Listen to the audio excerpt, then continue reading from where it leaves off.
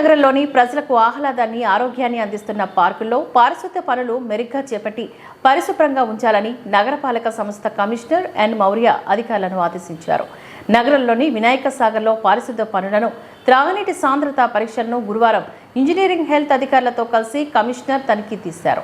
ఈ సందర్భంగా కమిషనర్ మాట్లాడుతూ వినాయక సాగర్లో నీటిపై పేరుకుపోయిన చెత్తను తొలగించాలని, అలాగే వాకింగ్ ట్రాక్ పరిసర ప్రాంతాల్లో ప్రతిరోజు చెత్తను తొలగించాలని అధికారులను ఆదేశించారు. సచివాలయ కార్యదర్శులను నియమించి ప్రత్యేకంగా నిత్య పర్యవేక్షణ చేయించాలని ఇంజనీరింగ్ అధికారులను ఆదేశించారు. వాకర్స్ తెలిపిన సమస్యను పరిష్కరిస్తామని అన్నారు. స్విమ్మింగ్ పూల్ నిర్మాణ పనులను పరిశీలించి త్వరగా పనులు చేయాలని అధికారులను ఆదేశించారు. అనంతరం ఆటోనగర్ తదితర ప్రాంతాల్లో నీటి సాంద్రత పరీక్షలను తనిఖీ చేశారు.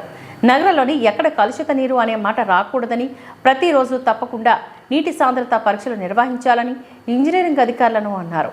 ఈ తనిఖీలోని superintendent engineer Shyam Sundar, municipal engineer Gomathi, health officer doctor Yuva Anvesh, DE Ramana, sanitary supervisor Sumathi, AE కాంప్ ప్రతినిధులు బాలాజీ, అనిల్ తదితరులు పాల్గొన్నారు.